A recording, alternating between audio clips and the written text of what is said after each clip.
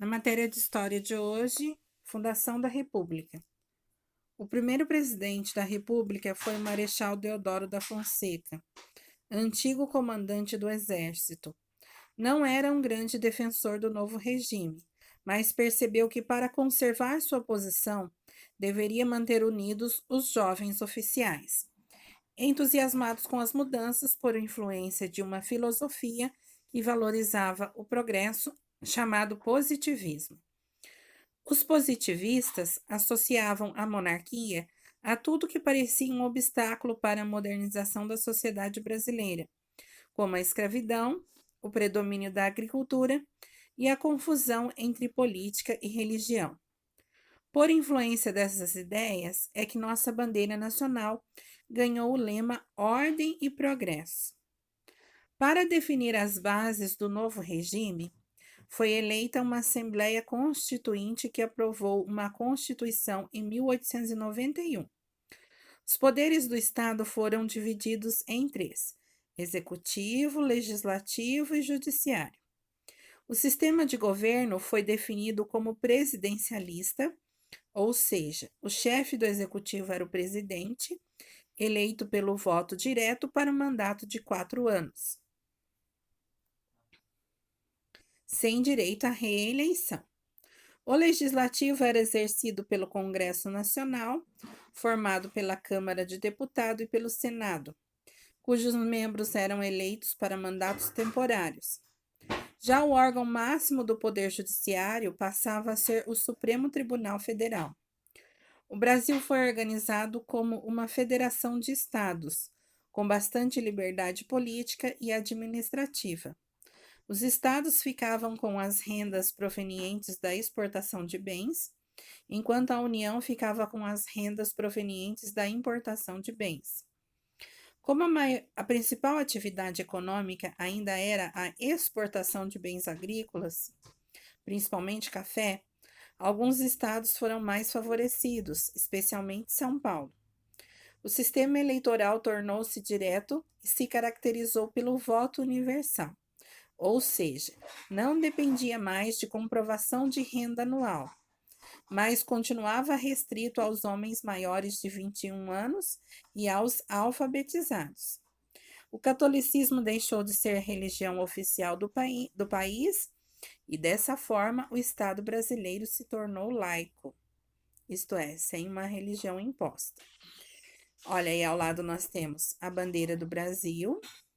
A bandeira nacional foi adotada em 19 de novembro de 1889.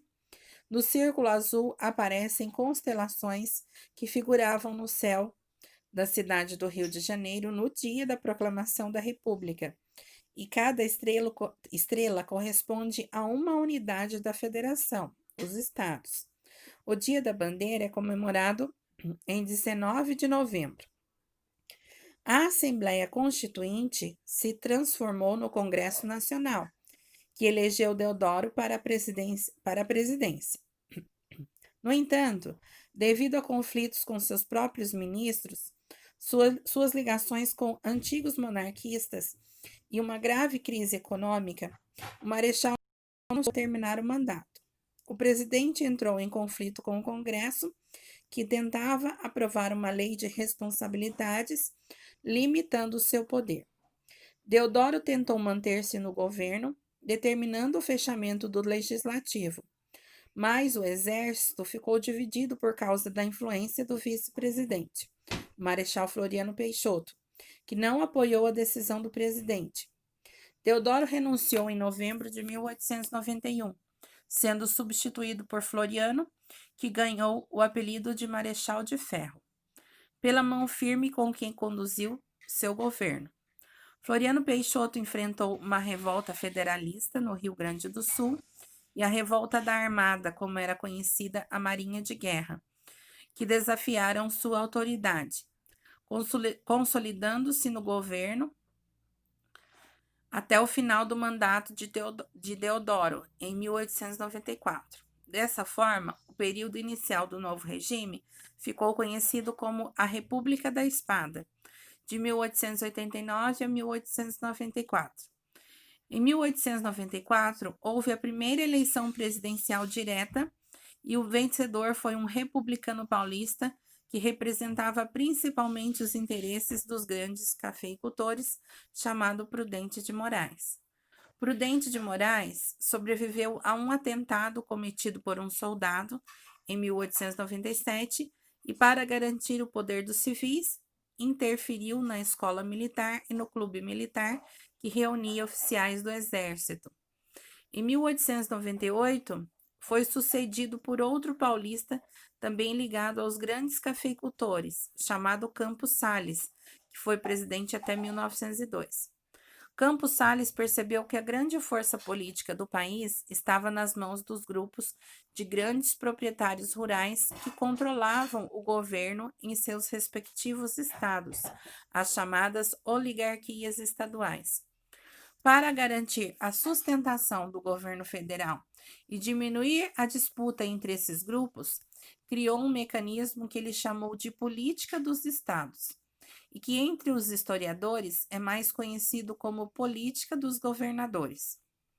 O governo federal apoiava o grupo que estivesse no comando de cada estado, independentemente de quem fosse, em troca do apoio dos governadores e de suas bancadas, de deputados e de senadores no Congresso Nacional, facilitando a aprovação de novas medidas.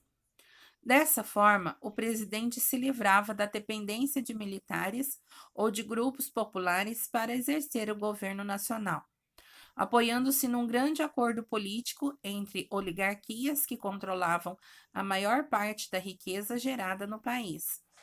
Esse mecanismo trouxe certa estabilidade política nos anos seguintes, mas não deixou de gerar descontentamentos, críticas e até conflitos. Agora vamos às atividades. 1. Discuta com seus colegas e professor a origem e o significado do lema Ordem e Progresso em nossa bandeira nacional.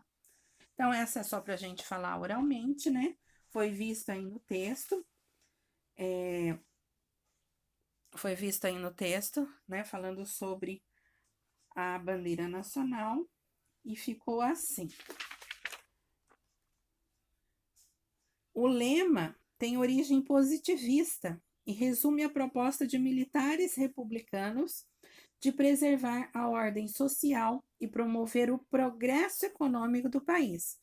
Então, a ordem, né, na origem positivista, e o progresso, significando o progresso econômico do país. Agora, a questão 2.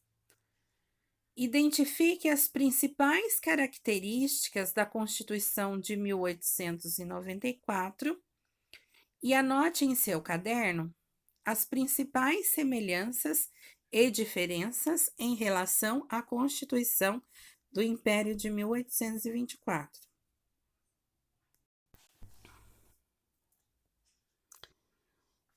Então, a resposta da questão 2 vai ficar assim. A Constituição republicana extinguiu o poder moderador, preservando o executivo, o legislativo e o judiciário.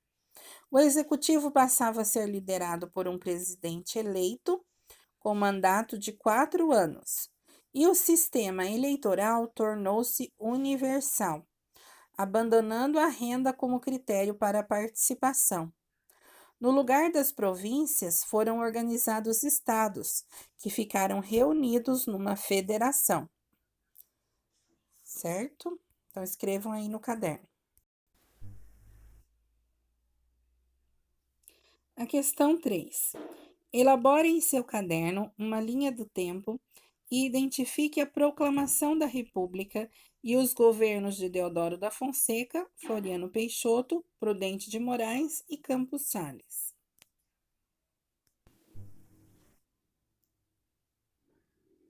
Então, no caderno, faça uma linha do tempo dessa forma. Caderno viradinho, né? 1889, Proclamação da República. 1891, Governo de Deodoro da Fonseca. 1894, Governo de Floriano Peixoto. 1898, governo de Prudente de Moraes. 1902, governo de Campos Sales. Tá? Colocamos na linha cronológica, essas datas. Então, coloquem aí no caderno.